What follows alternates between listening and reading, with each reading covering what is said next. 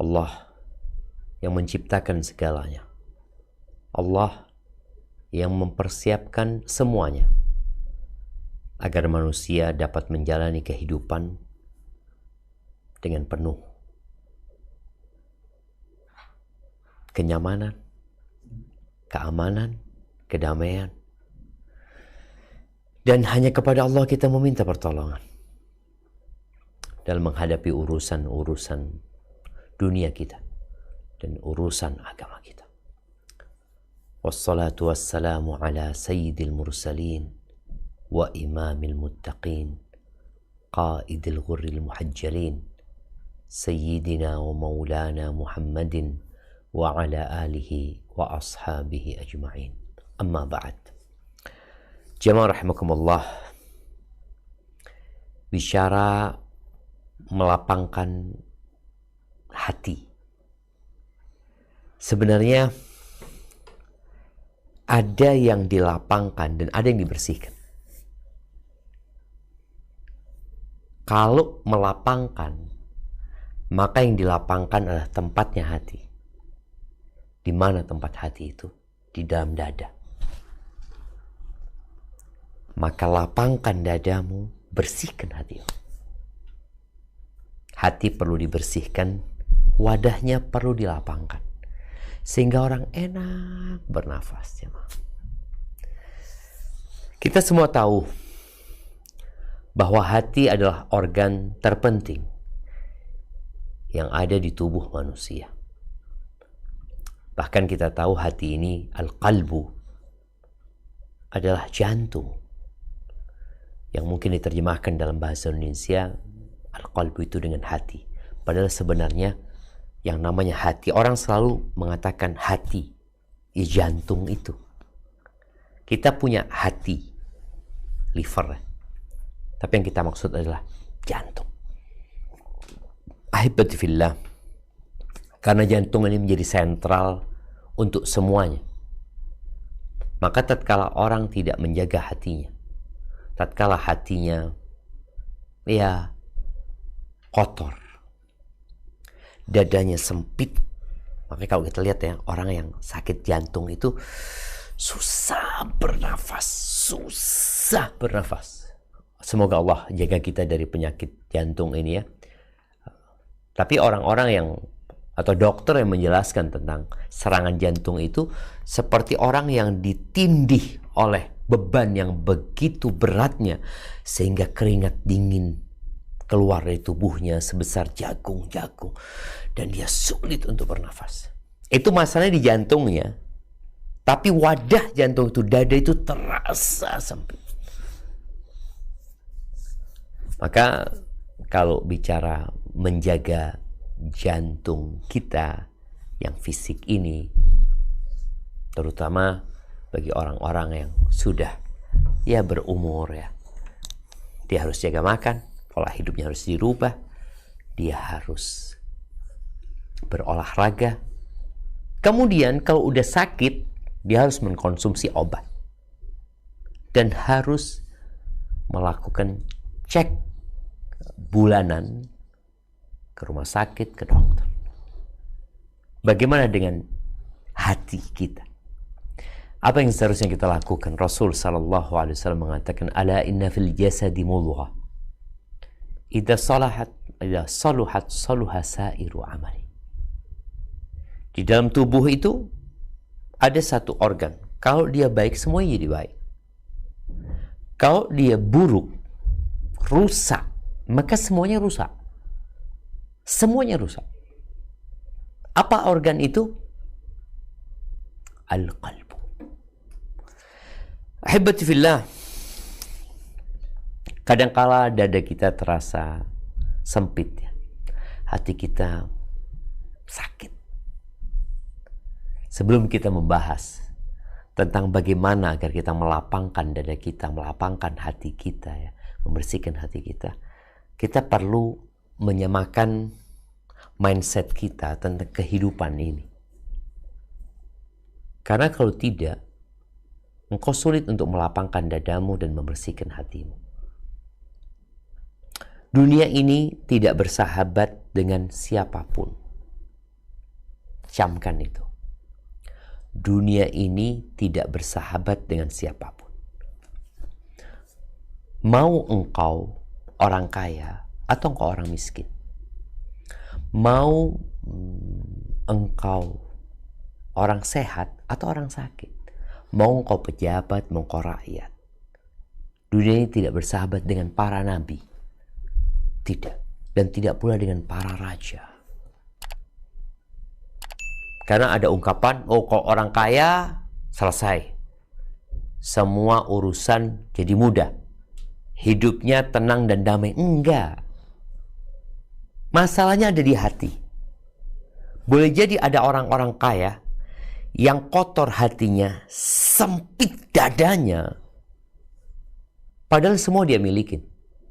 Gara-gara apa? Gara-gara isi hatinya gak benar. Dia sendiri yang buat itu. Maka ingat, dunia ini tidak bersahabat dengan siapapun. Kita tahu Nabi Ayub alaihissalam, Allah berikan kepada beliau bala. Kita tahu Nabi Nuh alaihissalam 950 tahun berdakwah. Istrinya bikin sakit hati. Anaknya gak nurut. Nabi Lut juga seperti itu. Hadhihi dunya. Nabi Ibrahim alaihissalam menghadapi orang tuanya. Nah, Nabi Yusuf menghadapi abang-abangnya. Hadhihi dunya gitu. Kita yang bisa melapangkan dada kita dan membersihkan hati kita untuk menghadapi segala hal yang sudah disiapkan oleh Sang Pencipta untuk menghadang perjalanan hidup kita. Allah menjadikan kehidupan ini ujian, jemaah. Ujian. Akan ada perbuatan yang menoreh luka. Akan ada kata yang meninggalkan duka. Ada prasangka yang membuat derita. Menjadikan dada sesak. Membuat hati sakit. Dan mengalirkan air mata. Boleh menangis, boleh. Di antara cara supaya dada kita jadi lapang, ya, hati kita jadi nggak sakit, itu menangis. Dikatakan, Wallahu a'lam, ya, ada urat yang menyambung antara air mata dengan jantung.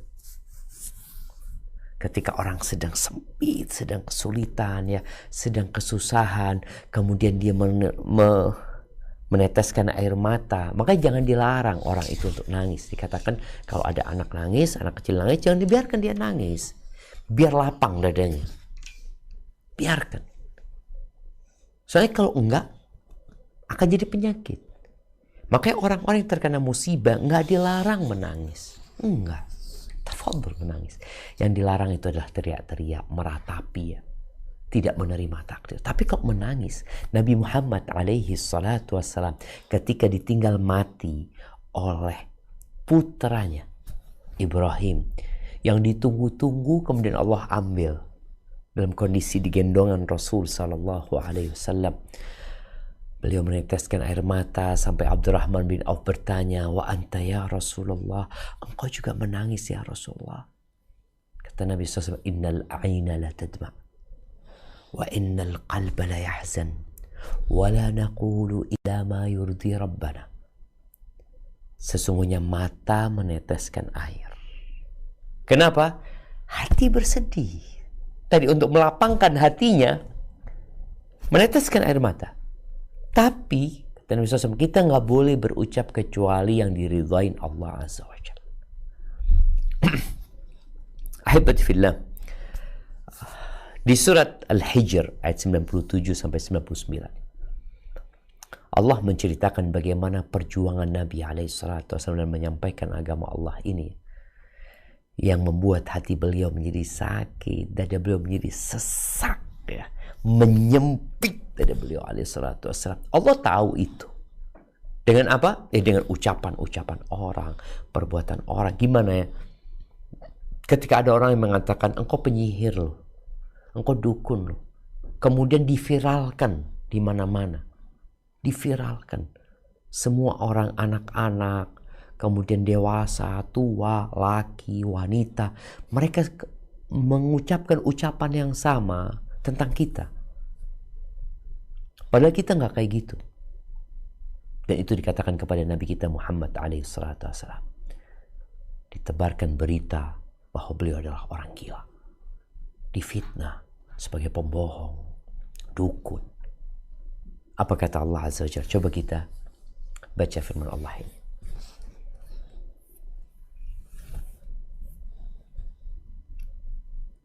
A'udzu billahi minasy syaithanir rajim. Bismillahirrahmanirrahim. Walaqad na'lamu annaka yadhiqu sadraka bima yaqulun. Sadruka. Baca lagi. Walaqad na'lamu annaka yadhiqu sadruka bima yaqulun.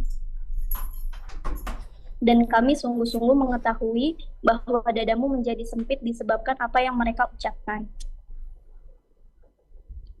Fasabbih bihamdi rabbika wa kum minas sajidin.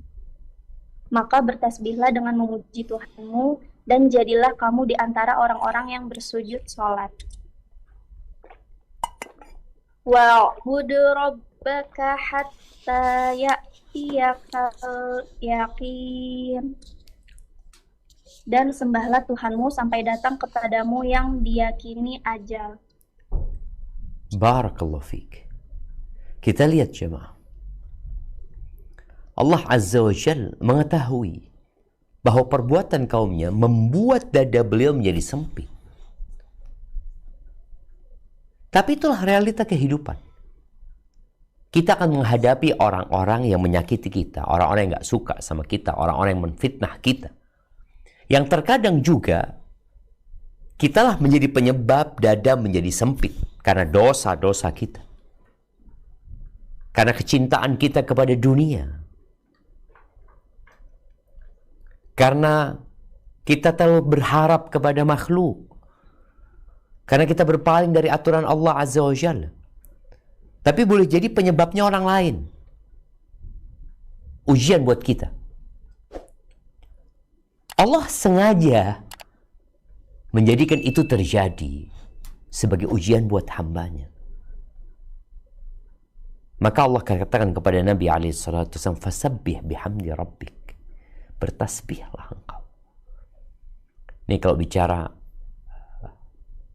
amalan apa yang membuat kita dapat melapangkan hati dan dada kita, memperbanyak tasbih. Hari ini berapa kali kau bertasbih? Subhanallah wa bihamdihi. Subhanallahil azim. Kita lihat kenapa kita diperintahkan ketika ruku membaca subhanallah, ketika sujud membaca subhanallah. Di pagi dan di waktu petang, subhanallah. Setiap selesai sholat, subhanallah, subhanallah, subhanallah, subhanallah, subhanallah, subhanallah. Ketika engkau ngomong subhanallah, maha suci Allah, yang salah aku, gitu loh. Semua petaka itu datang karena aku, maha suci Allah. Kemudian kita mengatakan alhamdulillah, alhamdulillah, alhamdulillah. Karena fasabbih bihamdi rabbika, bertasbihlah memuji Tuhanmu. Alhamdulillah, alhamdulillah. Banyak nikmat Allah. Kenapa engkau harus bikin dadamu sempit? Banyak nikmat Allah Azza wa Jalla. Kita nggak bisa ngontrol orang untuk seperti yang kita inginkan. Yang kita bisa lakukan adalah tadi, melapangkan dada kita. Sulit bagi kita membuat orang lain untuk diam berbicara yang menyakiti. Tapi kita bisa membuat hati kita lapang dengan bertasbih muji Allah Azza wa Jalla. Wa kun minas sajidin, dan jadilah orang-orang yang terus sujud, gitu loh. Apapun masalahmu, sebesar apapun, ya Allah jemaah. Anak kadang-kala kalau sudah punya masalah, lalu anda dengar azan, Allahu Akbar, Allahu Akbar. Aduh, kecil buat Allah, remeh semuanya. Cuma kita yang menjauh dari Allah Azza wa Jalla, yang menyebabkan dada kita jadi sempit. Wa kun minas sajidin. Jadilah orang yang terus sujud bersama orang-orang yang sujud itu. Dan beribadahlah sampai kapan? Sampai mati. Jadi jangan berharap mereka berhenti menyakiti kita. Ya kita berharaplah, berdoa, Ustaz minta afiyah, betul. Tapi kita nggak bisa membuat mereka berhenti. Jadi semua itu sudah ujian dan ketentuan Allah buat hambanya. Kenapa Allah jadikan kita bisa mendengar, bisa melihat, hati bisa berpikir dan mencerna, memahami. Kenapa? Ujian.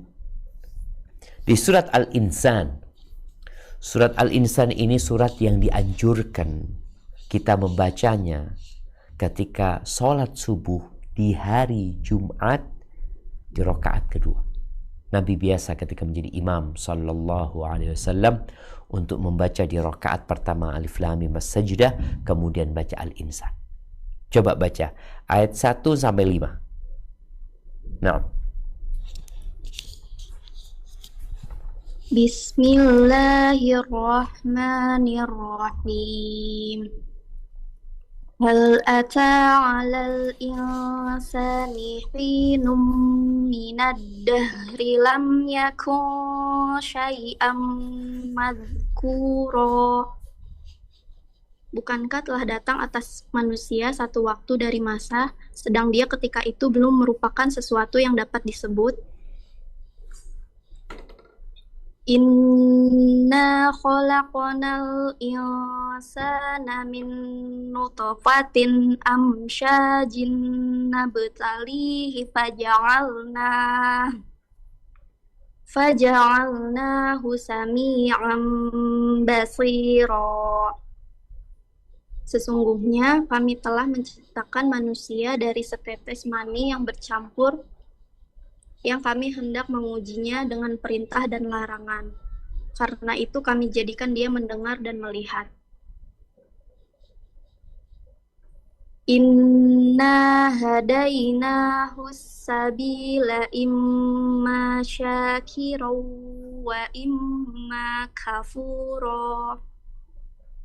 Sesungguhnya kami telah menunjukinya jalan yang lurus. Ada yang bersyukur dan ada pula yang kafir. Inna a'tadna lil kafirina salasila wa aghlala wa sa'ira.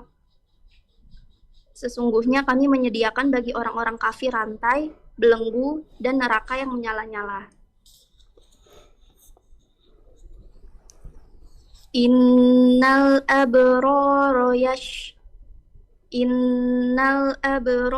yashrabuna min ka'sin kana mizajuha kafura. Sesungguhnya orang-orang yang berbuat kebajikan minum dari gelas berisi minuman yang campurannya adalah air kafur. Barakallahu fiik. Kita dulu nggak ada. Kemudian kita ada. Allah berikan semua fasilitas kepada kita. Allah jadikan dunia tempat ujian. Adapun balasan dari apa yang kita lakukan bukan di dunia, tapi nanti ketika dunia ini kita tinggalkan, tatkala semuanya akan rata dengan tanah, tatkala semua yang dibangun oleh manusia tidak lagi terlihat, tatkala kecongkakan dan keangkuhan manusia ditelan oleh bumi, Allah akan berikan balasan. Maka akan ada orang baik, akan ada orang kafir, akan ada orang yang bersyukur. Engkau termasuk yang mana? Allah udah pastikan bahwa hidup ini ujian. Orang-orang yang masuk surga nantinya, apa kata Allah tentang mereka? Bagaimana sebenarnya mereka menjalani kehidupan ini? Kok akhirnya mereka bisa sampai surga gitu loh. Gimana sih caranya? Allah sebutkan di ayat 12. Di ayat 12. Apa kata Allah di ayat 12? Dari surat Al-Insan yang tadi kita baca. Nah. Bismillahirrahmanirrahim. Wajazahum bima sabaru jannatan wa harira. Dan dia memberi balasan kepada mereka karena kesabaran mereka dengan surga dan pakaian sutra. Tuh lihat. Karena kesabaran mereka, Allah berikan balasan. Kita perlu sabar melaksanakan perintah Allah, menjauhi larangannya, dan bersabar terhadap cobaan-cobaan takdir yang tidak kita senangi. Ya, kita perlu bersabar. Dalam berinteraksi dengan manusia, Allah Subhanahu wa Ta'ala berfirman di surat Al-Furqan ayat 20. Karena kita mendapatkan orang yang karakternya beda sama kita, ya, mungkin strata sosial juga beda. Gimana sih kita bergaul sama mereka? Bagaimana seorang menantu bisa berlapang dada menghadapi mertuanya yang mungkin ya tidak seperti yang dia harapkan. Sebaliknya, bagaimana seorang mertua menghadapi menantu yang kurang pandai bersyukur? Bagaimana seorang suami bisa berlapang dadanya mendapati istri yang mungkin ya seperti itu karakter dia? Bagaimana seorang istri berlapang dada menghadapi suami ya mungkin gak ideal, tapi itu suaminya, itu bapak anak-anaknya. Apa yang harus dia lakukan? Ya kudu sabar. Di situ kau akan merasakan kedamaian. Ketika mindsetmu sudah berubah, bahwa aku hidup untuk diuji, bukan untuk bersenang-senang gitu. Orang-orang yang kita lihat tatkala mereka bikin vlog, ya mereka mungkin bikin konten, lihat fotonya, aduh kayaknya bahagia banget. Kayaknya realitanya mereka sedang diuji. Apa kata Allah di surat Al-Furqan ayat 20? Nah,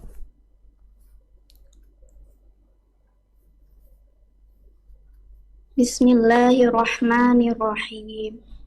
Wa ma arsalna qablaka minal mursalina illa innahum la ya'kuluna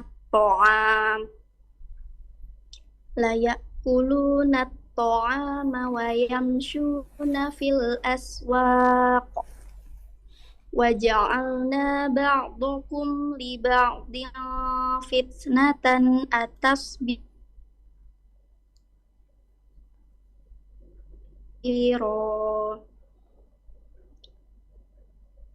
Dan kami tidak mengutus rasul-rasul sebelummu, melainkan mereka sungguh memakan makanan dan berjalan di pasar-pasar. Dan kami jadikan sebagian kamu cobaan bagi sebagian yang lain. Maukah kamu bersabar? Dan Admu Maha melihat. Nah, mau bersabar enggak menghadapi semuanya? Kalau engkau marah-marah, kalau engkau tidak menahan dirimu, maka yang ada hatimu akan sakit dan dadamu akan sesak.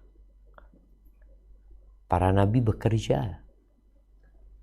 Nabi Musa alaihissalam bagaimana menghadapi Fir'aun. Fir'aun itu membunuh jemaah. Bayi-bayi baru lahir dibunuh. Bayangin, yang perempuan diperbudak sama mereka. Bertahun-tahun seperti itu. Kemudian Allah berikan kemenangan kepada Bani Israel. Karena apa? Sabar. Wa tammat kalimatu rabbikal husna ala Bani Israel bima sabaru. Karena kesabaran mereka. Dan Nabi SAW mengatakan, وَمَنْ يَتَصَبَّرْ يُصَبِّرْهُ اللَّهِ. Barang siapa yang berusaha untuk menyabarkan dirinya, Allah akan jadikan dia penyabar. Allah akan jadikan dia penyabar. Ada kan orang yang, ana ini memang seperti ini orangnya Ustaz. Ana ini mudah emosi, ana ini mudah marah, anak-anak. Loh. Engkau tahu dirimu bermasalah. Maka obatin. Salah satu caranya berusaha untuk menyabarkan diri. Penghuni surga itu Allah katakan wal kadhiminal ghaidh. Mereka adalah orang-orang yang menahan emosinya. Bukan mereka nggak marah, mereka marah. Namanya orang disakiti. Cuma mereka tahan emosinya.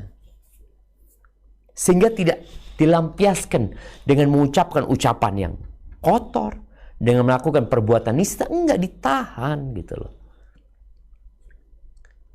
Wa ma u'tiya ahadun ata'an khairan wa awsa' min as-sabr. Kata Nabi SAW, tidak ada orang yang dikasih karunia sama Allah yang lebih baik dan lebih lapang daripada kesabaran. Nggak ada. Ahibati fillah, apa yang membuat dada kita menjadi lapang?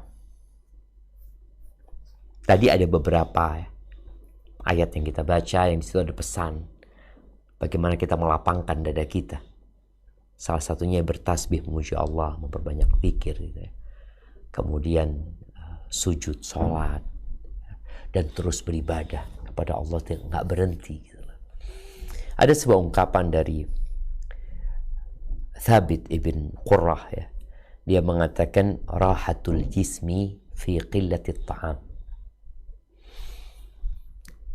Rahatnya tubuh, enaknya badan itu dengan sedikit makan. Orang kan berpikir dengan makan banyak, tambah enak. Enggak. Kok kepingin sehat, kepingin nyaman, enteng badannya, makannya dikit. Tapi tetap 4 sehat 5 sempurna. Tapi jangan berlebih-lebihan tuh. Warahatur ruh fi qillatil atham. Dan rahatnya, keenakannya ruh kita, hati kita itu dengan sedikit dosa. Ditinggalkan dosa gitu. Yang ketiga, warahatul lisan. Dan rahatnya lisan kita ada di qillatil kalam. Ngomong yang sedikit. Jangan banyak ngomong. Ahibati fillah, ada beberapa amalan yang perlu dilakukan ya agar dada kita menjadi lapang, hati kita menjadi bersih, hidup kita menjadi nyaman ya. Agar kita bisa tadi mencapai tingkat yang bersabar menghadapi segalanya ya. Enak apapun yang kita hadapin, nyaman kita menghadapinya. Maka yang pertama, bertobatlah kepada Allah SWT. Jangan sok suci. Jangan hanya berpikir orang lain yang banyak dosanya. Iya, mungkin orang itu nyakitin engkau. Kok bisa orang itu nyakitin engkau? Boleh jadi kau punya dosa sama Allah SWT. Dan kita tahu dosa, kemaksiatan di hati itu seperti racun di tubuh kita. Kalau racun itu tidak membunuh, maka dia akan membuat tubuh itu jadi lemah. Ketika tubuh itu jadi lemah, dia akhirnya nggak bisa menghadapi penyakit-penyakit yang ada. Kita tahu ada penyakit yang namanya autoimun, yang akhirnya dia mudah terserang penyakit. Hati yang banyak dosa akan mudah terserang penyakit. Sedikit-sedikit sakit hati. Apa sih? Sedikit-sedikit mungkin ada orang yang mau bunuh diri, mau ini, itu loh. Ada apa gitu loh. Kenapa kok jadi lemah seperti ini? Boleh jadi karena dosa-dosa. Boleh jadi dosa-dosa, ada cinta dalam diri kita. Cinta kepada selain Allah. Mungkin. Dan kita tahu penyakit yang paling dahsyat untuk hati adalah kesyirikan. Jadi kita perlu menutup pintu dosa, tapi yang jelas kita adalah pelaku dosa. Kalau engkau ingin hatimu lapang, maka hendaklah engkau bertobat kepada Allah Azza wa Jalla. Dia bicara tobat, syaratnya kita tahu semua. Menyesali, meninggalkan, bertekad untuk tidak mengulangi. Kalau ada urusan dengan hamba-hamba Allah yang lainnya, maka selesaikan urusan itu. Selesaikan. Orang yang punya utang, dia dadanya disempit. Apalagi kalau dia nggak niat bayar. Ada orang-orang yang berhutang nggak niat bayar. Kemudian ditagih, lari sana, lari sini ya. menghilang, kabur. Dada dia akan sempit dan kehinaan akan meliputi diri dia. Tapi ketika dia melunasi utangnya, mengembalikan hak orang lain, langsung plong. Pernah kata, ya Allah, plong, anak udah selesai urusan, anak punya utang sama fulan gitu ya, anak pernah ngambil dulu hartanya fulan, nguasain hartanya fulan, ketika dikembalikan semua plong. Betul. Tapi yang kedua, memperbanyak istighfar. Setelah kita bertobat, udah istighfar, jangan berhenti. Nabi SAW mengatakan kepada para sahabatnya, Ayuhan nas, tubu ilallah wastaghfiru. Wahai umat manusia, bertobatlah kalian dan beristighfar. Istighfar itu ucapan astaghfirullahaladzim, astaghfirullah wa atubu ilaih, atau sayyidul istighfar, atau apa saja yang mengandung di mana hamba memohon ampun kepada Allah Azza wa Jalla. Fa inni atubu ilallah wa astaghfiru fil yawm akthar min 70 marrah. Aku, kata Nabi alaihi salatu wassalam, dalam sehari beristighfar dan bertobat itu lebih 70 kali. Nabi alaihi salatu wassalam. Kadangkala hati itu memang ada awannya, ada yang menutupin, ada yang membuat dia sempit. Udah perbanyak istighfar. Kau bertobat dari dosa-dosa yang kau kerjakan, lalu perbanyak istighfar. Dan dalam sebuah hadis disebutkan, man lazimal istighfar, barang siapa yang terus-terusan istighfar, ja'alallahu lahu min kulli hammin faraja. Allah akan jadikan dari setiap ham, kecemasan dia, solusi. Allah akan jadikan dia ada jalan keluarnya. Wa min kulli dhiqin makhraja, dari segala hal yang sempit jalan keluar.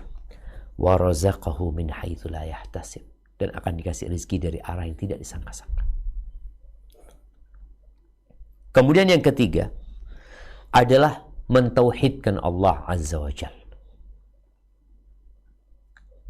Membersihkan hati dari segala ketergantungan kepada selain Allah. Memperbaharui la ilaha illallah yang kita baca terus ya. Syarat-syarat dan rukunnya dipenuhi. Orang-orang yang melakukan kesyirikan adalah orang-orang yang sempit dadanya. Walaupun dia tampaknya lapang dadanya, karena senyuman di bibirnya menyebabkan orang lain tertipu. Enggak. Allah tidak menjadikan mereka orang-orang yang bahagia. Mereka adalah orang-orang yang menderita sebenarnya, jemaah. Yang sempit dadanya. Maka bicara tauhid ini adalah sebab teragung untuk melapangkan dada, iman. Yang namanya orang beriman dengan takdir Allah, dia beriman.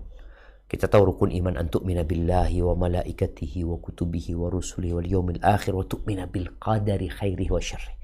Ketika seorang mukmin ini mentauhidkan Allah dan menyempurnakan rukun imannya, akan lapang dadanya. Ada banyak mungkin aturan-aturan Allah yang buat dia nggak nyaman, tapi dia beriman sama Allah. Aku yakin pasti ada hikmahnya. Ada petaka-petaka, musibah-musibah yang kau tidak menginginkan itu terjadi, tapi setiap pagi dan petang kau mengatakan raditu billahi rabba wa bil islami dina wa bi Muhammadin sallallahu alaihi wasallam nabiyya. Selesai. Aku ridha sama Allah sebagai Tuhanku. La ilaha illallah wahdahu la syarika lah, lahul mulku wa lahul hamd wa huwa ala kulli syai'in qadir. Makanya orang ketika terkena kesulitan, kesukaran dalam hidupnya yang menyebabkan dadanya sempit, lalu dia mengatakan Allah Rabbi la usyriku bihi syai'a. Allah Rabbi la usyriku bihi syai'a. Allah adalah Tuhanku, aku tidak menyekutukan Allah dengan sesuatu apapun. Makanya Nabi Yunus alaihissalam, kalau kita bicara tobat, istighfar, tauhid ya, Nabi Yunus alaihissalam ketika beliau di perut ikan paus, apa yang beliau katakan? Di tempat yang sempit, beliau nggak ngelihat cahaya, nggak ngelihat apa, di dalam perut ikan, di bawah ke dasar lautan, di malam hari yang gelap gulita, beliau mengatakan la ilaha illa anta. Ini tauhid. Tiada yang berhak disembah kecuali Engkau ya Allah. Subhanak, subhanak. Menyucikan Allah. Allah nggak salah. Nggak ada yang keliru dalam takdir Allah, nggak ada. Inni kuntu minadh dhalimin. Aku yang termasuk orang-orang zalim. Allah keluarkan dari perut ikan. Allah lapangkan dadanya.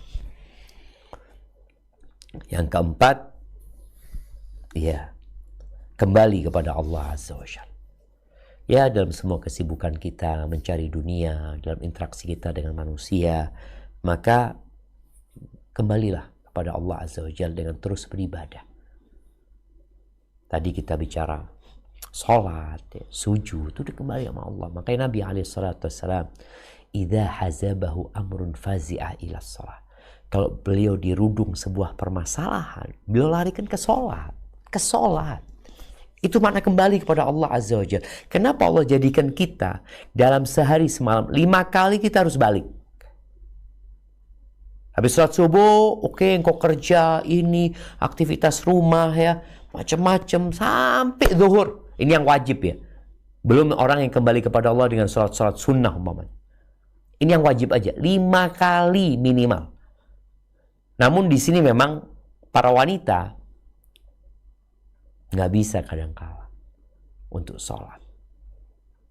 Kenapa? Ya gimana Ustaz? Datang bulan, nifas. Maka tetap dia bisa kembali kepada Allah ya dengan yang lain. Dengan terus mendekatkan diri kepada Allah dengan ketaatan-ketaatan yang lain. Zuhur, habis gitu asar. Bentar lagi nih asar nih. Kita kajian bentar lagi asar. Hayya 'alas shalah, panggil lagi sholat. Nanti maghrib panggil lagi. Hayya 'alas shalah. Selesai maghrib isya panggil lagi. Malam istirahat tidur baru bangun. Hayya 'alas shalah. Terus jamaah. Karena tadi bagaimana kita melapangkan dada kita. Mau tidak mau. Kita harus kembali kepada Allah Azza wa Jalla. Yang kelima adalah cinta. Menumbuhkan cinta kepada Allah Azza wa Jalla. Ya, seorang yang dipenuhi cinta, maka dia akan merasakan sesuatu yang ajaib dalam diri. Kita sering mendengar ungkapan ya, demi cinta lautan ku seberangi, gunung ku daki. Gimana kalau antum cinta sama Allah Azza wa Jalla? Gimana? Allah itu yang memberikan segala-galanya. Allah itu yang maha baik sama kita. Yang menjadi penyakit adalah hubbud dunia. Cinta kepada dunia itu penyakit yang menyebabkan dadamu sempit karena cinta kepada dunia. Kau membandingkan hidupmu dengan orang yang lebih kaya. Engkau melihat orang-orang yang lebih nyaman dari engkau. Kemudian engkau berburuk sangka sama Allah. Padahal di antara tanda cinta Allah kepada hambanya, idza ahabballahu abdan ibtala. Kalau Allah cinta sama hambanya, dikasih bala sama Allah. Tapi kecintaan seorang kepada dunia membuat dia lupa kepada Allah Azza wa Jalla. Halal haram dia nggak ngurus, yang penting bagaimana dia mendapatkan harta yang dia pikir di sana ada kelapangan dada. Enggak. Maka lihat, cintamu ada di mana?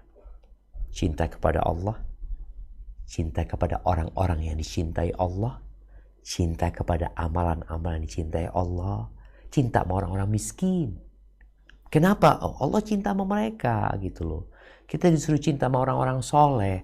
Kalau ternyata cintamu itu kepada artis-artis yang fasik, para pelaku dosa, bahkan dijadikan mereka ya sebagai teladannya, di kamarnya di print, ditaruh, di handphonenya ditaruh di sana, dia pandang orang-orang tersebut, nggak akan lapang dadamu dengan mereka. Ya, engkau mungkin merasakan sedikit kenyamanan.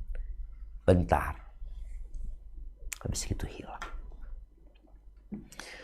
Setelah cinta, maka memperbanyak zikrullah. Mengingat Allah Azza wa Jalla. Baik tadi dengan subhanallah, dengan zikir-zikir yang lainnya. Di antara zikir yang diajarkan Nabi SAW ya. Ini di zikir ini mengandung semua. Yang tadi satu, kita bicara taubat. Kedua, istighfar ya. Ketiga, tauhid. Yang keempat, kembali kepada Allah. Yang kelima, mahabbatullah, cinta kepada Allah. Yang keenam adalah selalu berzikir mengingat Allah Subhanahu wa taala dalam semua kondisi. Kau mau naik motor, baca doa ya, mengingat Allah, memohon kepada Allah Azza wa Jal. Ketika engkau di atas ranjangmu, tetap mengingat Allah. Di meja makan, mau masuk rumah, mau keluar rumah, mau masuk toilet, ingat sama Allah Azza wa Jal. Pakai baju baru, ingat sama Allah. Buka baju, ingat sama Allah. Orang yang lalai, tidak mengingat Allah, atau sedikit dia mengingat Allah Azza wa Jal, maka sesuai dengan sepadan, sesuai dengan zikrullah yang dia lakukan, maka seperti itu kelapangan dada yang akan dia dapatkan.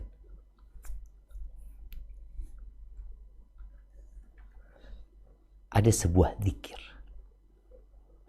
yang disebutkan oleh Nabi SAW dalam riwayat Abdullah bin Mas'ud ya. Beliau mengatakan alaihi salatu wassalam, ma asaba abdan hammun wala huzn. Tidaklah seorang hamba ditimpa oleh kecemasan, kegelisahan, dan kesedihan. Biasanya gelisah untuk hal-hal yang akan datang, cemas. Biasanya sedih untuk hal-hal yang sudah berlalu. Terkadang tadi ada sampai orang yang ingin melemparkan dirinya atau dia ingin loncat dari gedung yang tinggi, dia ambil pisau, dia potong nadinya ya. Dia melakukan tindakan-tindakan yang memang dia jadi sempit dan dia nggak tahu mau kemana, apa yang harus aku lakukan. Dia berpikir kayaknya mati solusinya. Kemudian dia melakukan tindakan tersebut. Padahal bumi Allah ini luas dan rahmat Allah meliputi segala sesuatu. Maka barang siapa yang ketika ditimpa oleh tadi kecemasan, kegalauan, dan kesedihan,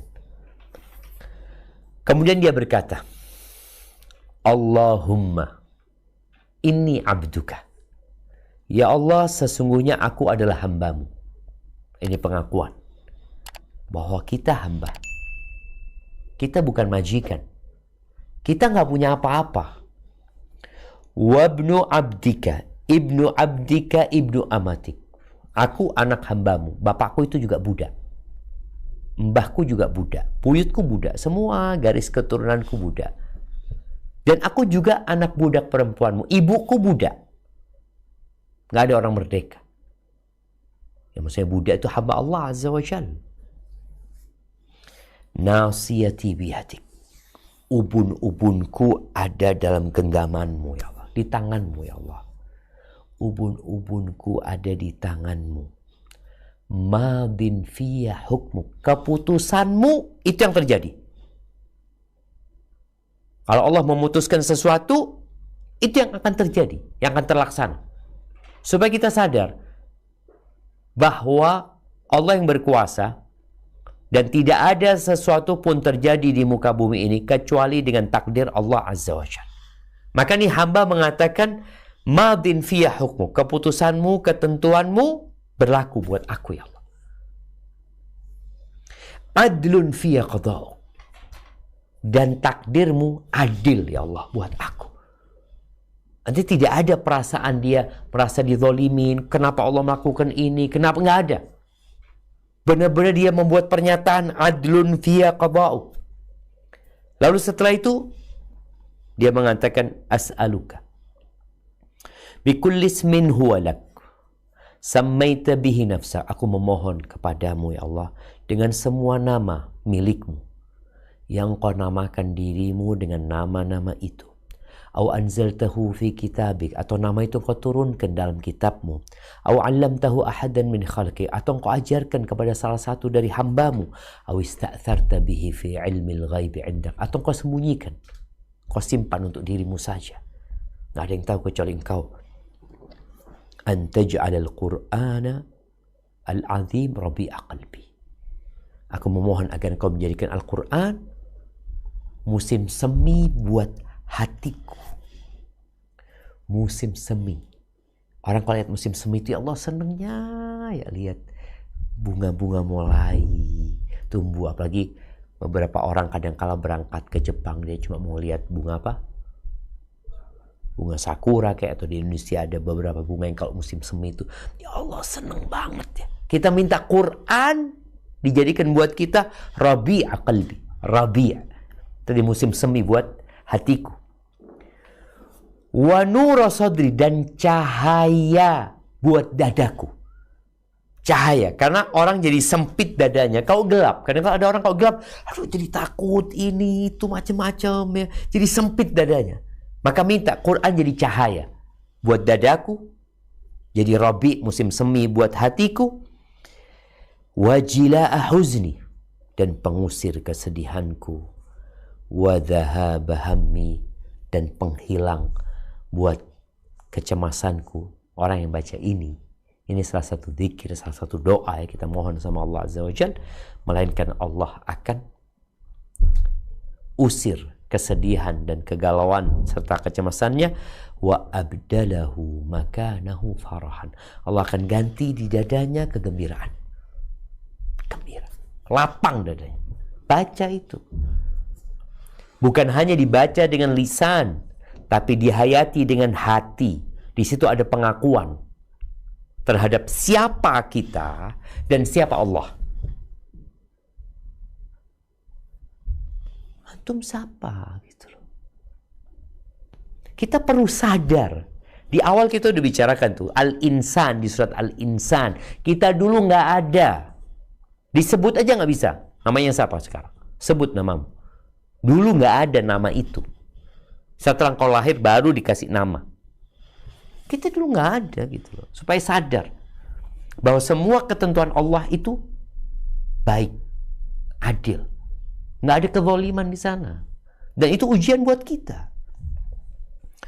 Kemudian di hadis Ibnu Abbas ya, Rasul sallallahu alaihi wasallam ketika dalam kesulitan ya, beliau membaca la ilaha illallahul azimul halim. Ini tauhid lagi.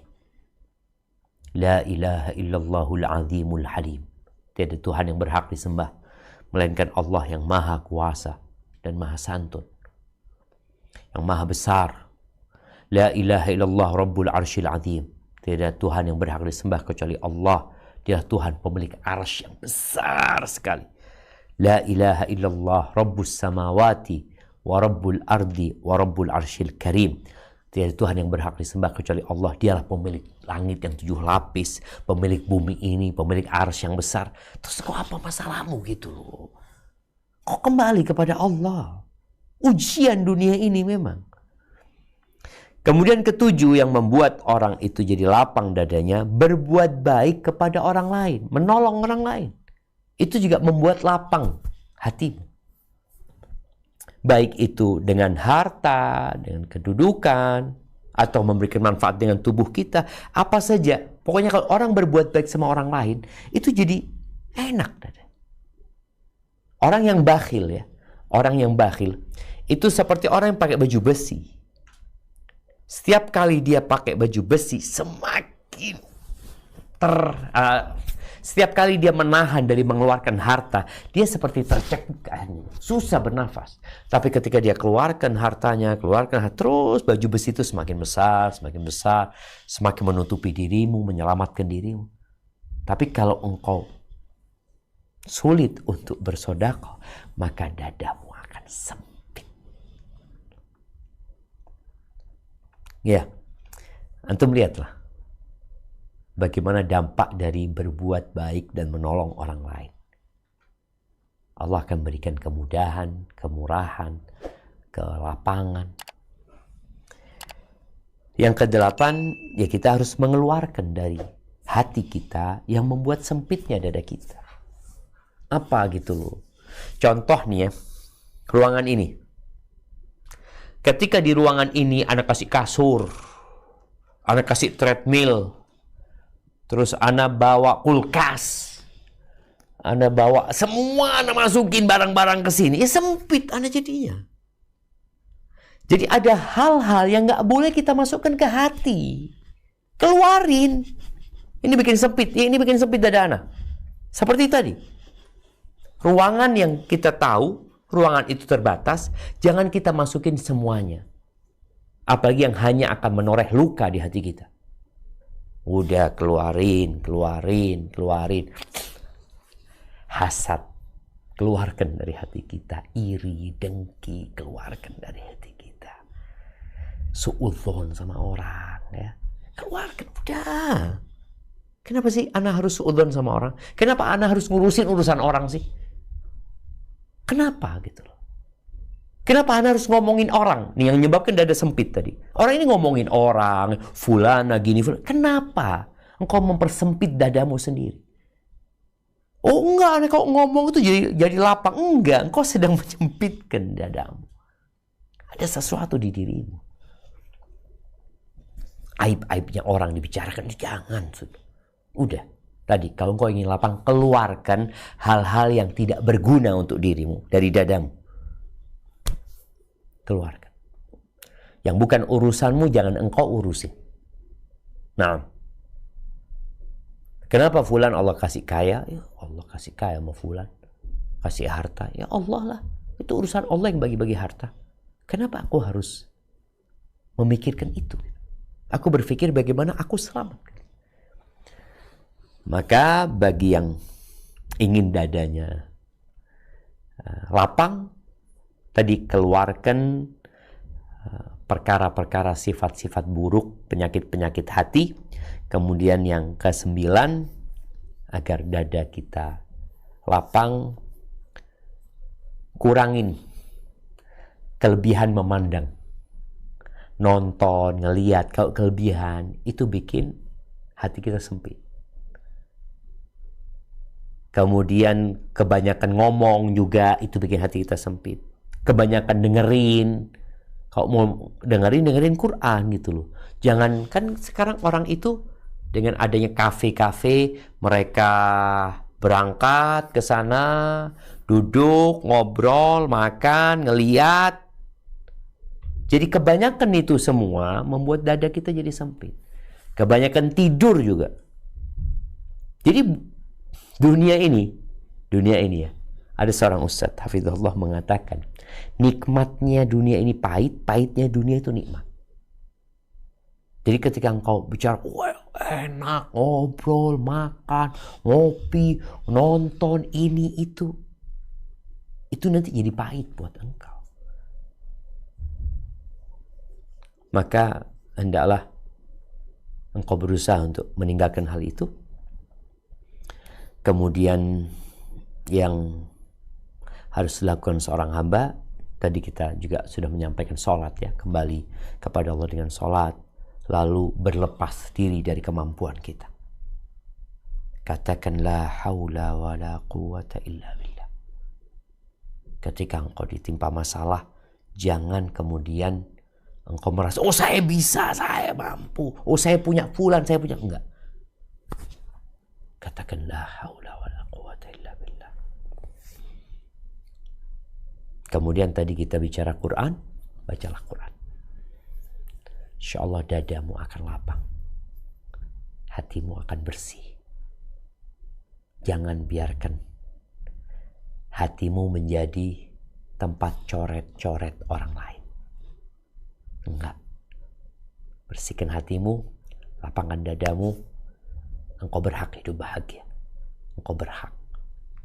Gak perlu engkau kemudian harus tenggelam dalam kesedihan, dalam kecemasan, dalam kekhawatiran yang sejatinya engkau tahu semua sudah ditakdirkan oleh Allah Subhanahu wa taala. Barakallahu fiik. Itu mungkin yang dapat Anda sampaikan. Kurang lebihnya mohon maaf. Mungkin kita masuk ke sesi tanya jawab. Anda kembalikan ke host kita. Jazakallah khair. Jazakallah khair wa barakallahu fiik Ustadz atas kajian dengan topik yang sangat menarik Ustadz. Masya Allah banyak sekali pertanyaan masuk. Izin untuk membacakan pertanyaan pertama Ustadz. Bismillah Ustadz, saya sudah pernah membaca penjelasan tentang ini, tapi Afwan mohon bisa dijelaskan lagi Ustadz, karena saya masih sulit membedakan bagaimana kita tahu bahwa saat sesuatu yang tidak menyenangkan atau musibah datang, itu adalah hukuman karena Allah murka atau karena Allah sayang untuk menaikkan tingkat. Jadi beberapa pertanyaan terkait itu Ustadz. Jadi apakah memang ini adalah suatu ujian atau supaya bisa ini adalah merupakan satu hukuman Ustadz. Tafadhol Ustadz. Masya Allah, barakallahu fiik. Naam ahibati fillah. Kadangkala hukuman itu datang, musibah itu datang sebagai hukuman.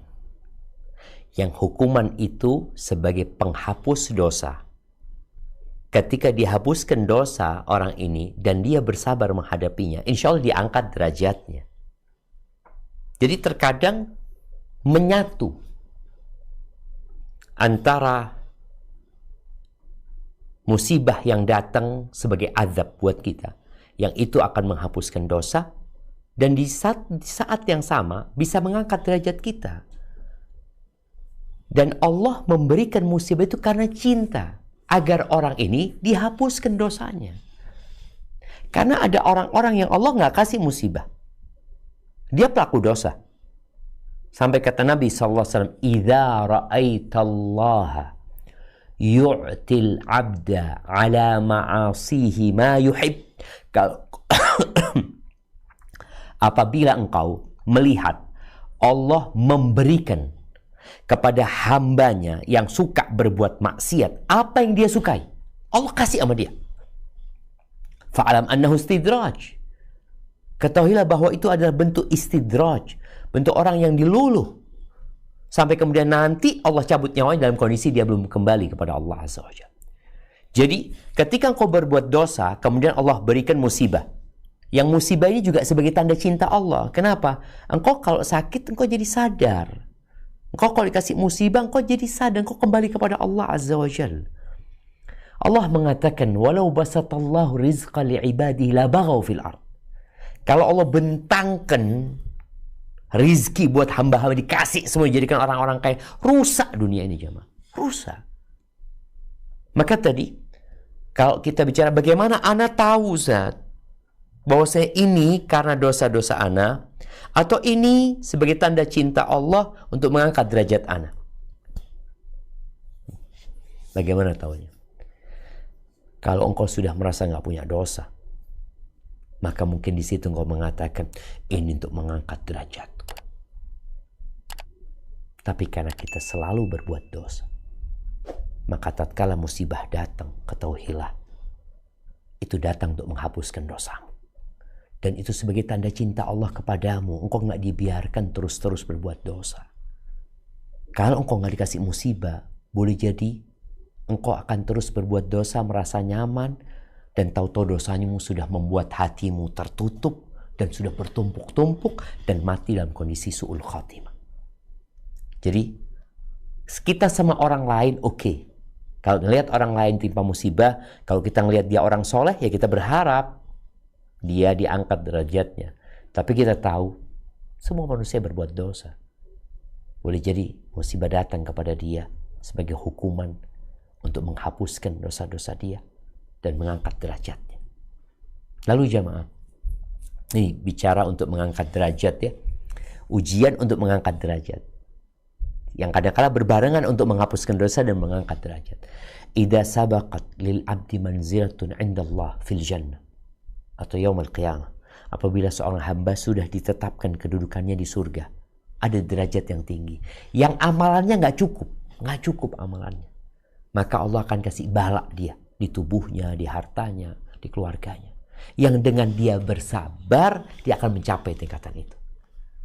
Maka kalau buat kita ketika musibah itu datang, kita berbaik sangka sama Allah Azza wa Jalla bahwasanya kita adalah memang pelaku dosa dan Allah memberikan bala ini agar ana sadar kembali kepada Allah dan semoga diangkat derajatku di sisi Allah Azza wa Jalla. Tapi kalau ada orang lain, ya kita katakan semoga Allah mengangkat derajatmu. Kalau dia orang soleh, itu juga nggak boleh suudzon sama orang. Ini orang kasih musibah terus ya, kayaknya pelaku dosa itu. Nabi Ayub alaihissalam, lalu dikasih penyakit seperti itu. Bukan karena dosa, tapi karena Allah memberikan ujian untuk mengangkat derajatnya. Nabi kita Muhammad alaihi salatu wassalam, ditinggal mati istrinya, ditinggal mati anaknya.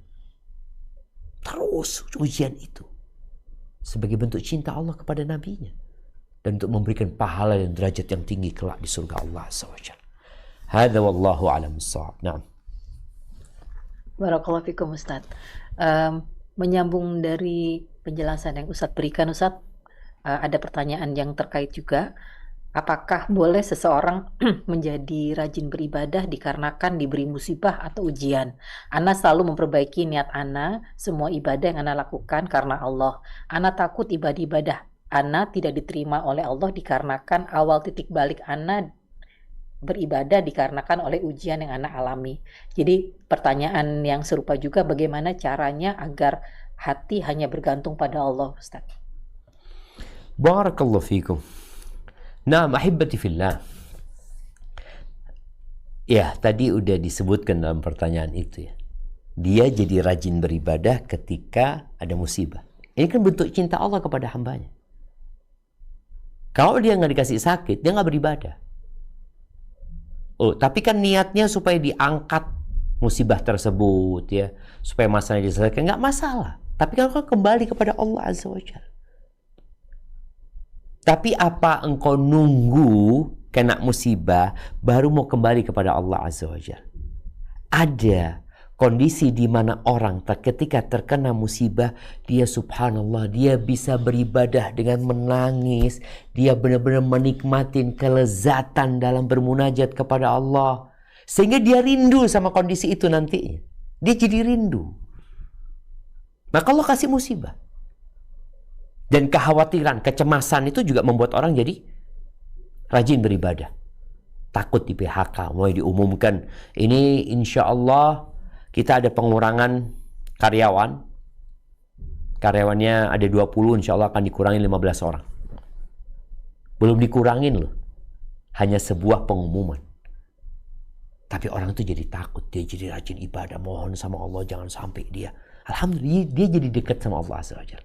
Bagaimana supaya kita selalu kembali kepada Allah, selalu bergantung sama Allah Azza wa Jalla? Maka ingat bahwa kita diancam masuk neraka. Ingat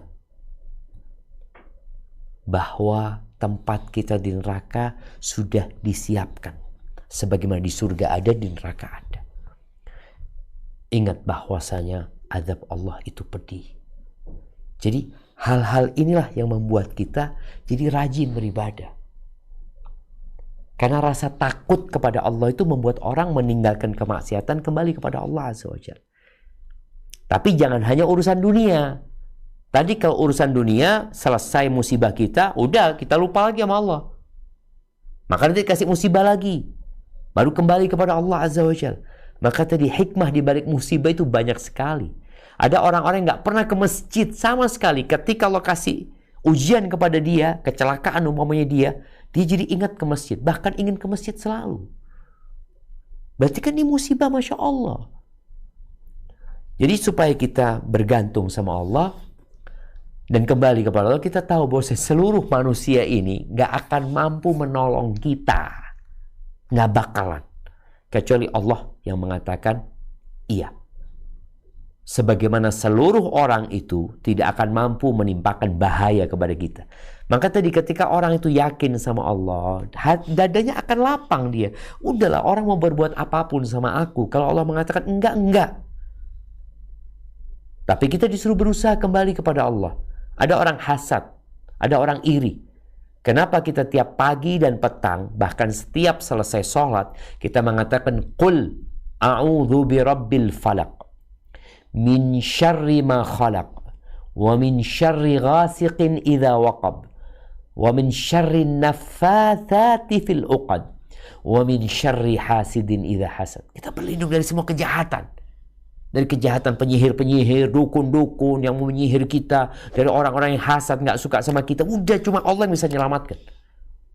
Maka tatkala kita tahu dengan kebesaran Allah, kemampuan Allah, kekuasaan Allah, dan kita tahu dengan kelemahan makhluk-makhluk ini, ya kita nggak akan bergantung sama mereka.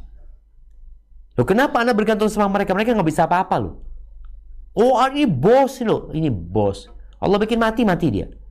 Allah kasih stroke dia sore, nggak bisa ngomong sama kita. Maka dengan mengenal Allah dan mengenal hambanya dan mengenal diri kita, kita akan tahu kemana kita berserah diri dan kepada siapa kita bersandar dan bergantung. Hadza wallahu a'lam bissawab. Nah, Jazakallah khair Ustaz. Pertanyaan berikutnya Ustaz. Assalamualaikum warahmatullahi wabarakatuh. waalaikumsalam Dan warahmatullahi Ustaz wabarakatuh. selalu dalam lindungan Allah Subhanahu wa taala. Allahumma amin. Ustadz, saya merasa terlalu sering di tempat cobaan-cobaan bertubi-tubi, sampai saya merasa kebal dan tidak bisa menangis lagi. Rasanya nam atau mati rasa. Dan bilang ke Allah, terserah Allah, kalaupun saya harus mati saat ini silakan. Apakah ini berarti lapang dada? Kok rasanya tetap tidak nyaman Ustadz? Ibadah saya juga tetap saya lakukan, tapi tetap biasa saja. Ini juga yang serupa Ustadz, jadi berlapang dada apakah sama dengan tidak peduli atau cuek Ustaz? Masya Allah, barakallahu fikum. Iya, berkaitan dengan seorang yang dikasih musibah dengan silih berganti, kemudian udah kebal dia dengan musibah tersebut ya. Boleh jadi dia nggak bersyukur sama Allah. Jadi orang ini merasa aku dapat musibah terus. Sehingga dia ibadah pun biasa aja, terserah Allah. Seakan-akan Allah nggak berbuat baik sama dia. Maka tolong kau bercermin. Ada banyak nikmat yang Allah berikan kepadamu. Dan boleh jadi musibah terus diberikan kepadamu karena engkau nggak sadar-sadar gitu loh. Bahwa ada banyak nikmat. Wa in ta'uddu ni'matallahi la tuhsuha. Kalau engkau hendak menghitung nikmat Allah, nggak akan bisa engkau. Innal insana la zalumun kafar. Sesungguhnya manusia adalah makhluk yang sangat zalim dan sangat kafir. Nggak pandai bersyukur dia. Tadi dikasih musibah, merasa Allah kasih musibah terus aku. Orang lain enggak. Engkau nggak dikasih nikmat sama Allah. Anda nggak tahu. Apakah engkau nggak bisa membuka jari-jarimu? Engkau bisa nulis tadi. Engkau bisa mendengar. Engkau lupa dengan nikmat pendengaran yang Allah berikan. Engkau lupa dengan nikmat melihat yang Allah berikan. Aku sakit, oke. Sakit apa engkau? Ada orang-orang yang lebih parah sakitnya daripada dirimu. Ada banyak. Maka tadi ungkapan musibah silih berganti seakan-akan terserah Allah. Loh, Allah nggak ngasih nikmat. Nggak ada nikmat yang Allah berikan kepadamu sehingga kau berpikir semua hidupmu adalah musibah. Maka tolong sadari nikmat harta itu lebih rendah daripada nikmat sehat. Nikmat sehat itu lebih tinggi daripada harta ya. Kemudian nikmat aman itu lebih tinggi daripada nikmat sehat. Dan nikmat iman. Kau masih beriman dikasih sama Allah. Nggak dicabut tuh iman. Allah menyesatkan siapa yang Allah kehendaki. Dan Allah memberikan hidayah kepada siapa yang Allah kehendaki. Maka tadi hendaklah engkau bertobat. Kita udah sampaikan tadi. Bagaimana supaya dadamu lapang. Hatimu tidak sempit.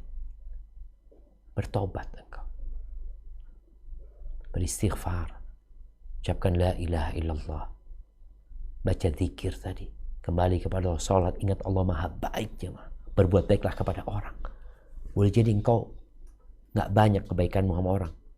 Kau tidak memberikan manfaat kepada orang lain. Kau hanya memikirkan dirimu sendiri. Dan berpikir gak ada nikmat yang Allah berikan kepadamu. Adapun bicara berlapang dada itu apakah bermakna cuek ya? Ya dalam bergaul sama manusia. Di antara makna berlapang dada itu, ya boleh jadi cuek, masa bodoh. Artinya suami istri nih, nggak semuanya dia masukkan ke hati gitu. Karena tadi kita bicarakan, ada hal-hal yang kita masukkan ke hati, kita jadi sakit hati. Jadi sempit, udah nggak usah. Sampai dikatakan, 90% dari akhlak mulia itu taghaful, cuek. Artinya, acuh tak acuh ya. masa bodoh. Ada hal-hal yang tidak perlu dimasukkan ke hati. Ada orang mungkin ngomong ya sesuatu yang kemudian ya kalau kita nggak masukkan ke hati biasa aja. Tapi kalau kita pikir kayaknya yang dia maksudkan ana. Berapa banyak orang yang baca status kawannya kemudian dia nggak cuek sama status itu, dia sakit hati. Ini kayaknya fulan yang dimaksud ana. Ini itu. Enggak lah. Ini dalam bergaul dengan manusia tadi cuek itu terhadap hal-hal yang memang bisa dicuekin. Masa bodoh dengan perkara-perkara yang memang kalau kita masukin ke hati akan bikin sempit dada kita. Udah, nggak usah diurusin. Makanya para istri tadi ada hal-hal yang perlu dia cuekin dari suaminya. Para suami juga sama. Ada perkara-perkara yang masa bodoh lah. Nggak semuanya harus diurusin gitu loh. Nggak semua omongan harus disidang. Enggak. Ada perkara-perkara mungkin dia salah ngomong. Mungkin dia niatnya ini. Mungkin dia ini. Itu udah. Seperti itu. Hadza wallahu a'lam bishawab. Nah. Barakallahu fikum Ustaz. Berikutnya tafadholi kita akan mendengarkan pertanyaan langsung dari Ummahat. Afwan, tolong satu pertanyaan dan sebisa mungkin sesuai dengan tema. Tafadholi Ukti Putri. Jazakillah khairan host. Assalamualaikum warahmatullahi wabarakatuh Ustaz. Waalaikumsalam warahmatullahi wabarakatuh. Assalamualaikum ilaikum Ustaz. Ustaz, Afwan, Ana mau bertanya soal kajian Ustadz di beberapa bulan yang lalu di Jakarta. Ustadz mengatakan saat itu kepada jamaah yang bertanya bahwa takwa itu amalan hati, doa, zikir itu adalah bagian dari usaha. Jadi Ustadz menegaskan bahwa ketika seseorang yang tidak bisa berusaha secara fisik, Ustadz mengatakan bahwa cukup dengan doa dan zikir. Afwan Ustadz, bisa dimurojaah kembali Ustadz nasihat tersebut. Jazakallahu khairan Ustadz. Assalamualaikum warahmatullahi wabarakatuh. Barakallahu fikum. Naam, jamaah rahimakumullah. Iya, ini berkaitan orang berpikir rizki itu harus dengan bekerja saja. Artinya satu-satunya jalan untuk mendapatkan rizki itu adalah bekerja. Bekerja itu dengan fisik kita, dengan akal kita, dengan pikiran kita. Oke. Itu menjadi salah satu cara mengais rezeki. Ada usaha. Tapi bukan hanya itu. Maka bertakwa kepada Allah Azza wa Jal. Yang kalau bicara bertakwa itu adalah ya takwa hahuna kata Nabi SAW. Tapi perwujudan dari takwa itu dengan fisik kita dan lisan kita juga. Orang yang bertakwa kepada Allah Azza wa Jal, dia menjalankan perintah Allah dan menjauhi larangannya. Disuruh kerja, ya kerja orang itu. Disuruh ngais rezeki, berangkat. Itu termasuk takwa kepada Allah Azza wa Jalla. Tapi takwa dengan menjauhi larangan-larangan Allah itu menjadi pintu rezeki. Jadi ketika seorang istri kadangkala hidupnya sulit ya, secara ekonomi atau suaminya, maka bantulah dia dengan bertakwa kepada Allah. Dengan berzikir. Dengan memperbanyak istighfar yang akan dibuka pintu-pintu rezeki dengan beristighfar memohon kepada Allah Azza wa Jal. Dan kalau bicara tawakal ya, Anda nggak tahu tadi takwa yang maksud atau tawakal. Memang bicara takwa, Allah mengatakan waman yattaqillaha yaj'al lahu makhrajan. Barang siapa yang bertakwa kepada Allah, Allah akan kasih solusi. Wa yarzuqhu min haitsu la yahtasib. Allah akan kasih rezeki dari arah yang tidak disangka-sangka. Kemudian ayatnya berlanjut, wa may yatawakkal 'ala Allah fahuwa hasbuh. Barang siapa yang bertawakal kepada Allah, Allah akan mencukupinya. Allah akan mencukupinya. Makanya ketika orang bertawakal ya, tawakal itu amalan hati tadi. Tawakal, orang bertawakal ini yaitu dia percaya sama Allah dan menyerahkan kepada Allah Jalla Jalaluh, Allah akan kasih rizki seperti Allah memberikan rizki kepada burung. Burung itu gak nyimpen makanan. Dia juga gak tahu besok mau makan apa. Maka ini mungkin ada kaitannya dengan berlapang dada. Bagaimana kita melapangkan dada kita. Itu dengan menyerahkan semua kepada Allah Azza wa Jal. Dan terus berzikir. Mengingat Allah dan beristighfar. Memohon ampun kepada Allah dan tidak berhenti berdoa. Karena sejatinya Allah nyuruh kita berdoa. Dan rizki itu ada dua. Rizki yang dicari dan rizki yang mencari. Betapa sering kita hanya berpikir bahwasanya gaji kita itulah rezeki kita. Kita lupa bahwasanya sehat kadang-kala datang kepada kita. Allah kasihkan sehat kepada kita. Allah kirimkan hadiah buat kita. Ada banyak pintu-pintu rezeki yang mencari kita dan bukan kita yang mencarinya. Hadza wallahu a'lam bissawab. Nah. Jazakallahu khair Ustaz. Berikutnya, Afwan, untuk satu pertanyaan juga, semoga bisa sesuai dengan tema. Ukti Suci, tafadholi, satu pertanyaan. Jazakillah khairan, admin Sisesa. Assalamualaikum warahmatullahi wabarakatuh, Ustadz. Waalaikumsalam warahmatullahi wabarakatuh. Naam. Jadi begini Ustadz, jadi ketika kami menikah, saya sudah bekerja, suami saya juga bekerja, kemudian kami berhijrah, suami saya keluar dari perusahaan yang memang mengandung riswah, kemudian selama tidak bekerja itu, selama 3 tahun, itu yang mencukupi kebutuhan hidup itu saya sendiri Ustadz. Nah, saya tidak pernah menuntut suami saya untuk kamu harus segera cepat cari kerja yang ini. Saya tidak pernah menuntut Ustadz, saya hanya berdoa. Tapi sekarang alhamdulillah suami saya sudah bekerja, tapi memang gajinya memang belum sebesar itu atau hanya cukup untuk memenuhi kebutuhan pokok saja, tapi belum bisa untuk yang makan sehari-hari, jadi masih dari gaji saya Ustadz. Nah, kemudian kemarin saya membaca salah satu ayat Allah yang menyuruh wanita itu untuk menetap di rumah. Nah, dari situ saya takut dimurka oleh Allah Ustadz kalau saya tuh melanggar perintah itu karena saya bekerja. Bagaimana nasihatnya Ustadz untuk saya? Apakah saya harus tetap bekerja membantu suami saya atau saya berzikir atau ada amalan lain untuk membantu perekonomian dari suami saya Ustadz? Jazakallah khairan Ustadz. Barakallahu fiik. Subhanallah jemaah. Ya, kita lihat tuh, ada banyak hal dalam kehidupan dunia ini yang mungkin tidak sesuai dengan yang kita harapkan. Tapi tatkala kita menerima takdir Allah Azza wa Jalla, maka semua jadi indah. Abdullah bin Mas'ud yang penghasilannya nggak jelas. Istrinya Masya Allah punya penghasilan dari keterampilan dan kerajinan yang dia miliki. Yang Nabi SAW menyebutkan bahwa yang kau berikan kepada suamimu itu sedekahmu. Jadi sang istri ketika membantu suami untuk membiayai hal-hal yang menjadi kewajiban suami, jadi sedekah istri kepada suaminya. Maka semoga Allah memberikan berkah buat ibu yang bertanya dan keluarganya dan kita semuanya. Adapun bicara, ada ayat yang di surat Al-Ahzab ya, di ayat 33, Allah itu memerintahkan memang waqarna fi buyutikunna, kepada para wanita, tinggallah kalian di rumah-rumah kalian. Kalau harus keluar, wala tabarrajna tabarrujal jahiliyatil ula. Kalau engkau harus keluar, maka jangan bersolek seperti bersoleknya orang jahiliyah. Artinya hukum asalnya perempuan itu di rumah. Tapi ketika dia keluar rumah karena ada keperluan dan kebutuhan yang menyebabkan dia keluar rumah, maka hendaklah dia menjaga busananya, menjaga penampilannya. Jangan sampai seperti orang jahiliyah. Jadi kalau dikatakan tadi ibu bekerja, maka lihat pekerjaan ibu. Apakah pekerjaan ibu bertentangan dengan syariat atau tidak? Yang kedua, selama ibu bisa menjaga aturan-aturan Allah dalam berpenampilan, dalam berinteraksi dengan orang, nggak ada masalah bekerja selama suaminya mengizinkan dan tidak ada kewajiban-kewajiban yang dia terlantarkan. Nggak ada masalah insya Allah. Kalau mungkin tadi bagaimana membantu suami, kan Anda nggak harus bekerja. Iya, kadangkala ada orang yang memang tetap dia harus bekerja. Mungkin itu pintunya seperti itu.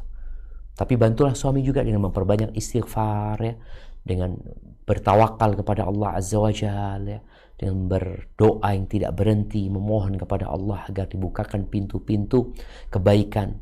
Jadi insya Allah buat ibu selama pekerjaannya halal dan bisa menjaga kehormatan dirinya di sana, menjaga aturan-aturan Allah, nggak ada masalah. Yang penting jangan melantarkan kewajiban-kewajibannya. Hadza wallahu a'lam bissawab. Barakallahu fiik Ustaz. Berikutnya saya bacakan kembali untuk pertanyaan yang masuk. Assalamualaikum warahmatullahi wabarakatuh Ustaz. Waalaikumsalam warahmatullahi wabarakatuh.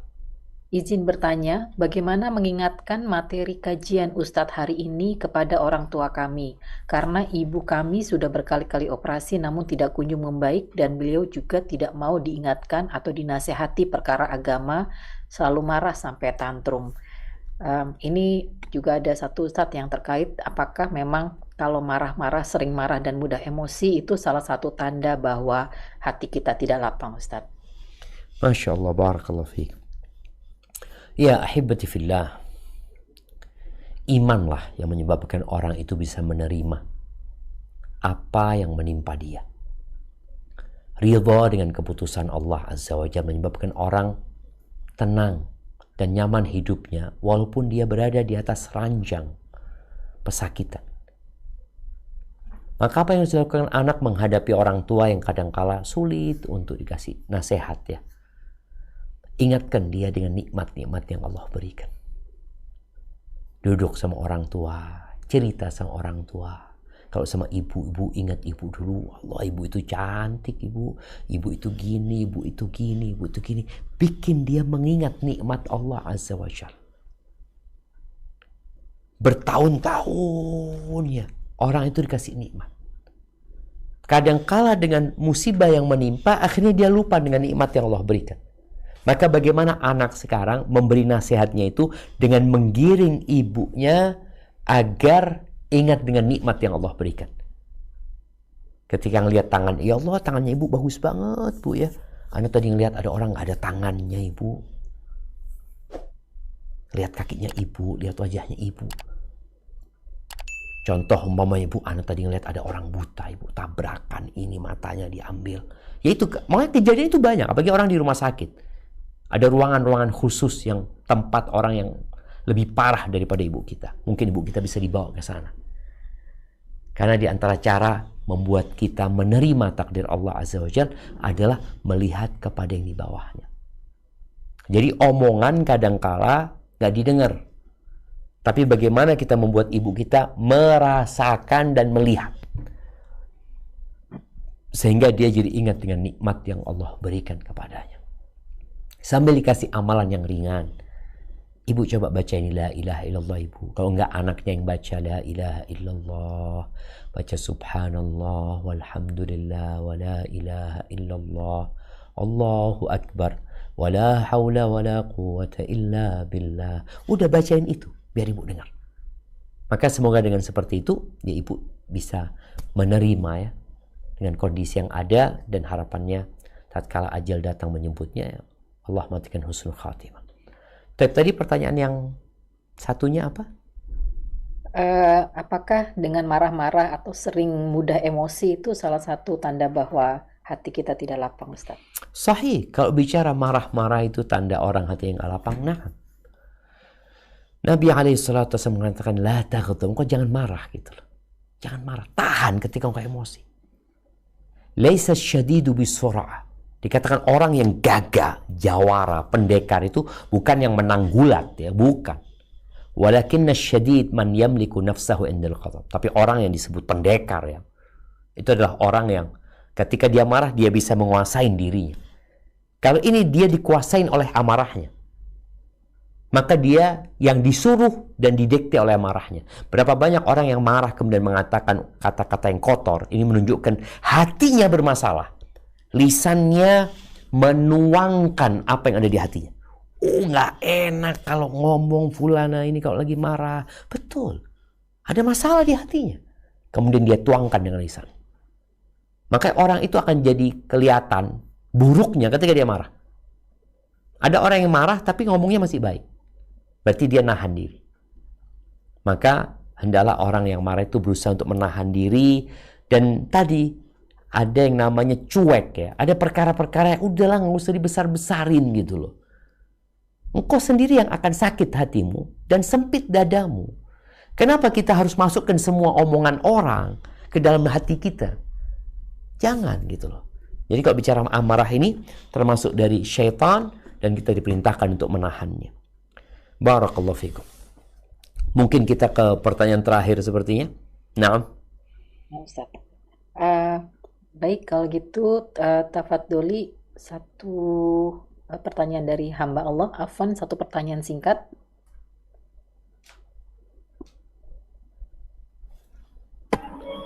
Assalamualaikum warahmatullahi wabarakatuh. Waalaikumsalam warahmatullahi wabarakatuh.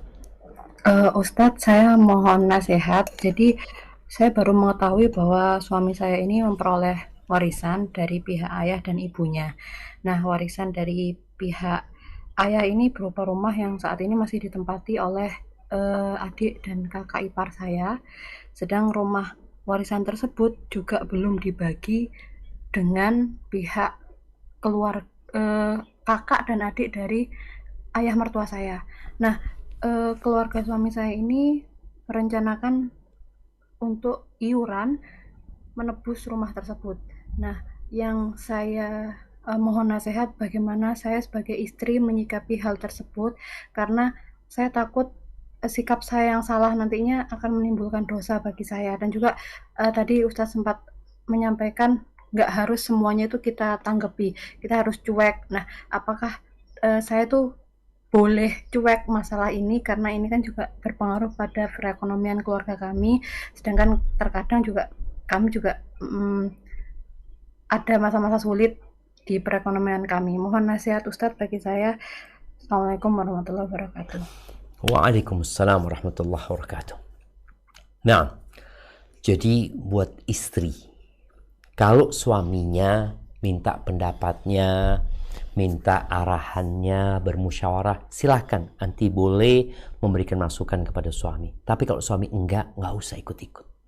Nggak usah ikut-ikut. Doakan aja suami. Apalagi ini kan tadi warisan dari keluarga suami. Soalnya kalau kita ikut serta dalam sesuatu yang memang bukan urusan ana gitu loh. Ini warisan suami, ini harta keluarganya suami. Ya udah, anti memberikan dukungan kepada dia berupa menyemangatin dia untuk bersabar, ya, menyemangatin dia untuk ridho dengan takdir Allah. Jadi bukan malah dorong dia untuk tadi kan anti katakan kita punya masalah ekonomi, akhirnya anti berusaha dorong suami ini itu, enggak. Jadi usahakan dalam masalah yang seperti ini, para istri, apabila urusannya urusan suami dengan keluarganya dan dia tidak diminta untuk hadir, maka fokus dengan tugas dia sebagai istri, fokus dengan apa yang harus dia kerjakan. Tapi ketika suami minta arahan dari istri, bermusyawarah, silakan anti berikan masukan kepada dia, ya dengan masukan yang membuat dia lebih lego, lebih nerima. Karena kadangkala yang terjadi bukan yang kita inginkan. Apalagi tadi ada banyak orang yang mengurusin urusan warisan ini, bukan hanya suami. Sehingga kalau mamanya tadi diminta iuran untuk menebus ini dan itu, dan suami punya untuk itu, ya biarlah. Nanti nggak usah menghalangi suami dari hal-hal yang memang itu urusannya suami dan tidak melanggar syariat. Nanti fokus dengan yang harus nanti lakukan. Terus gimana anak juga butuhlah dengan uang, butuhlah dengan urusan ini itu. Kadangkala kita itu memang kurang tawakal sama Allah.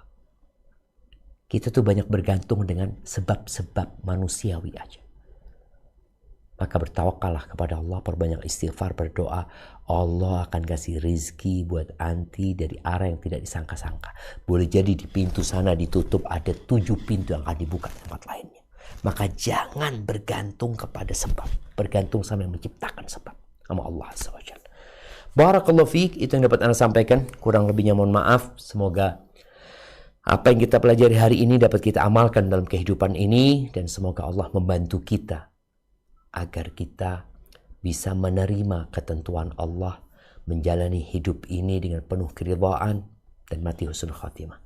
Jazakillah khairan. Ana ucapkan terima kasih pada teman-teman semuanya. Ana kembalikan ke host kita. Ana mohon undur diri. Wassalamualaikum warahmatullahi wabarakatuh.